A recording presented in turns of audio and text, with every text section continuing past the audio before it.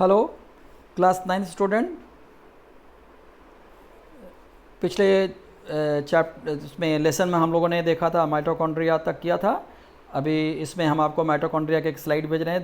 देखिए इसमें कैसे दो मेम्ब्रेन है, आउटर इनर मेम्ब्रेन कैसे क्रिस्टी बना रही है and the space enclosed is known as matrix. अब दूसरा सेल ऑर्गेनेल है plastids. Plastids are present in only plant cells. These are two types, one with colored pigments called chromoplasts, the other is leucoplast without pigments, white in color. मतलब दो तरह के होते हैं, एक कलर्ड पिगमेंट्स वाले और दूसरे वाइट कलर के होते हैं। The plastids containing chlorophyll, जो एक प्रकार ग्रीन पिगमेंट है, is called chloroplast. There are yellow, orange pigments along with the chlorophyll pigments in chloroplast. या मिस्टेक से क्लोरोफिल लिखा गया, क्लोरोप्लास्ट होगा।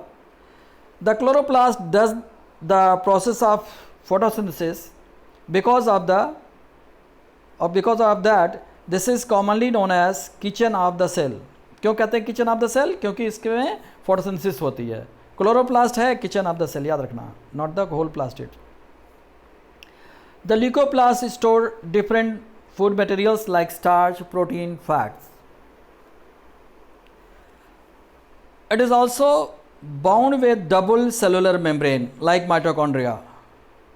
The membrane encloses an area called stroma, within which different membrane pockets stack one over the other like piling up coins called grana। जैसे सिक्का एक ऊपर एक रख दो, वैसे मेम्ब्रेनस पॉकेट्स जो कई होते हैं उसमें, उनको हम लोग एक साथ ग्राना कहते हैं। These are also joined with the inner membrane of plastids as well as with each other। ये आपस में भी और इनर मेम्ब्रेन से, प्लास्टिड की इनर मेम्ब्रेन से जुड़े रहते हैं विद द अदर मेम्ब्रेन। उनको आगे जाकर पढ़ोगे थालाक्वाइड मेम्ब्रेन्स कहते हैं। Chlorophyll molecules are present in the grana. Like mitochondria, plastids have their own DNA and ribosomes. अब इस स्लाइड में आप देख सकते हो कैसे ग्राना है, एक ऊपर एक है और आपस में कैसे जुड़े हुए हैं, और फिर वो इनर मेम्ब्रेन से भी जुड़े हुए होते हैं। बीच का स्पेस जो होता है वो कहलाता है stroma. Now we come to the next cell organelle, that is a vacuole. Vacuoles are storage pockets for solid or liquid materials. The number and size of vacuole varies from plant to animal and organism to organism, rather cell to cell. The animal, the size is usually smaller, whereas in plants it is of big size. The central vacuole in some plant cell occupies 50 to 90% area of the cell, and because of that the whole cytoplasm and the nucleus pushed one side towards the margin of the cell, that is very close to the cell wall. It has single membrane that encloses liquid called cell sap. अभी आपने देखा उनमें double membrane होती ना, Golgi body, इसमें mitochondria और plastids में, यहाँ पर एक ही मेम्ब्रेन होती है, उसे कहते हैं टोनोप्लास्ट। आप बड़ी क्लास में जाके पढ़ोगे इसके बारे में। It encloses a liquid called cell sap. Cell sap is a watery solution. Cell sap consist of important materials like minerals, amino acids, sugars and proteins in dissolved form, क्योंकि water होता है उसमें। In plant cells, vacuoles full of cell sap maintains the turgidity and rigidity to the cell।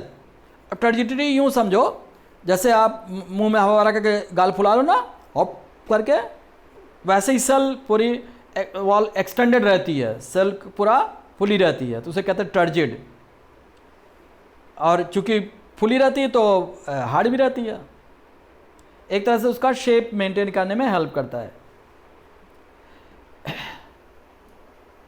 In amoeba the food vacuoles contain food taken by cell, and contractile vacuole helps in expelling excess of water and waste materials, and in many more unicellular organisms ऐसा होता है। तो आपने कभी महसूस किया है कि जिमीकंद खाया है, जिसको सूरन कहते हैं, आपको गले में लगता है ना? एक्चुअली उसमें स्टोर होता है ऑक्सलेट क्रिस्टल्स वैक्यूल्स में, जो हमें गले में लगता है। आगे जाकर के आप इस और डिटेल्स पढ़ोगे, अभी 9th स्टैंडर्ड तक इतना बहुत है। So okay, we have completed this chapter.